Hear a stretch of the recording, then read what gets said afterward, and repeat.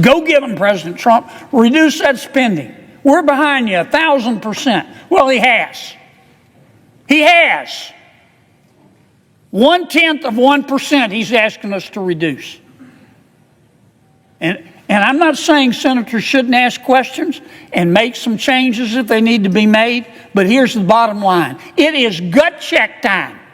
It is gut check time. You either believe in reducing spending or you don't.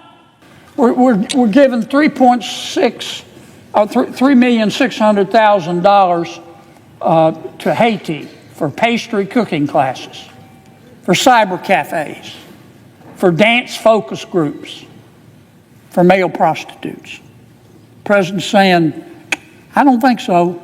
I don't think that the American people support giving their hard-earned money to male prostitutes in Haiti. So he's asking us to cut it out. He's asking us to reduce the budget by $833,000 because some of President Biden's bureaucrats gave a contract to transgender people, sex workers, and their clients in Nepal. That's why I call it spending porn. Triggers your gag reflex. You look at this stuff and you go, what in God's name? Who decided? What's going on, everyone? Welcome back to the channel.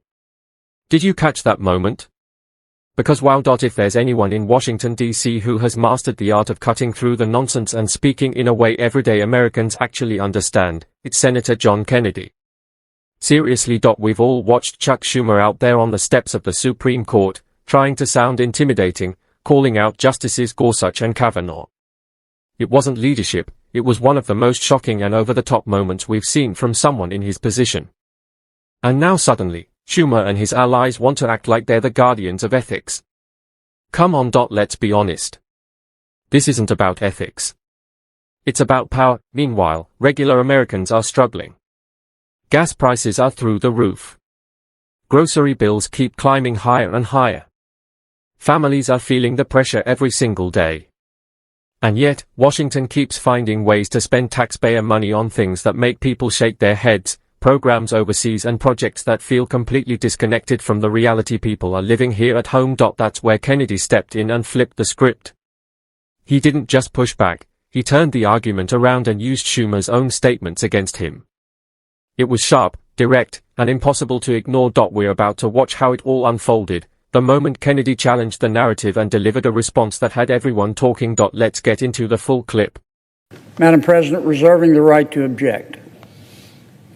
And with all the respect I can muster for Senator Durbin, and I mean that, Dick, I do not believe that most of my colleagues think this bill is about ethics. This bill is about abortion. In June of 2022, the United States Supreme Court decided the Dobbs case. It returned the issue of abortion to the American people through their states. While the Supreme Court was deliberating that case, my colleague and my friend, Senator Schumer, went over to the Supreme Court. And on the steps of the Supreme Court building, I was there. I remember it like it was yesterday. This is what Senator Schumer said. I quote, I want to tell you, Gorsuch, I want to tell you, Kavanaugh, not Justice Gorsuch, not Justice Kavanaugh. I want to tell you, Gorsuch, I want to tell you, Kavanaugh, you have released the whirlwind, and you will pay the price.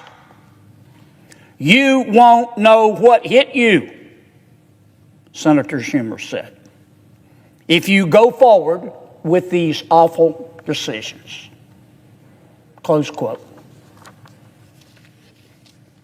What we're seeing today with this legislation, in my opinion, but most senators agree with me, is part of the promised whirlwind. And I do not believe that we should try to undermine the integrity of the institution of the Supreme Court of the United States because we're unhappy with one of its opinions. I will withhold my objection at this time, Madam President, to allow my friend Senator Lee to speak. I want to say, Mr. President, next week, President Trump's going to send us over what's called a rescission bill. What does that mean? Well, we've got a $7 trillion budget, okay? I don't know how much of that $7 trillion is waste, but every fair-minded person would have to agree that there's some money being spent in that $7 trillion that shouldn't be spent. It just shouldn't. It's wasted money. And so President Trump and this Congress made one of its objectives trying to reduce spending. Not spending that we need to reduce, but spending that needs to be reduced. I call it spending porn. And the president has sent us a bill. He's saying to Congress, I want you to reduce spending in the current budget by $9.1 billion.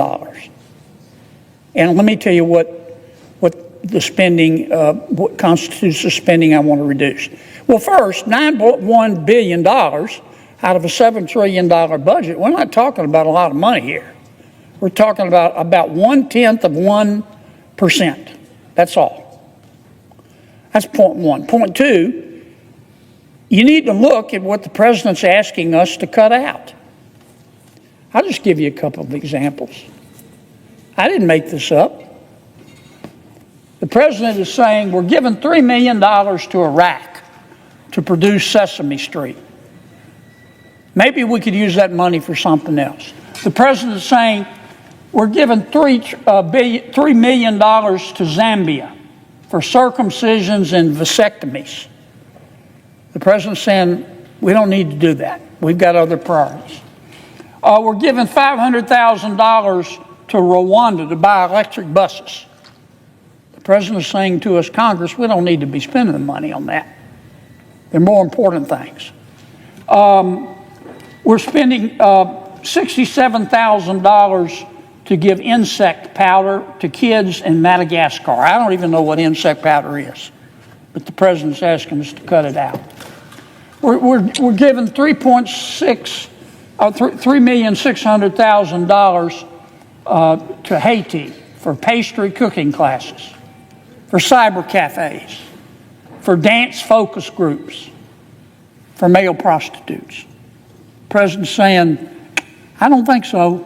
I don't think that the American people support giving their hard-earned money to male prostitutes in Haiti. So he's asking us to cut it out. He's asking us to reduce the budget by $833,000 because some of President Biden's bureaucrats gave a contract to transgender people, sex workers, and their clients in Nepal. The president's saying, I don't want to do that. And he's right. That's enough. You get the idea. That's why I call it spending porn. Triggers your gag reflex. You look at this stuff and you go, what in God's name? Who decided to do this? Well, Congress didn't. The bureaucrats did.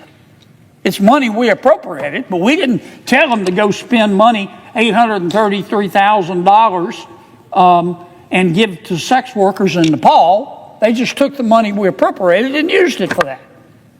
And so the president is asking us to do what's called a rescission, to cancel the spending.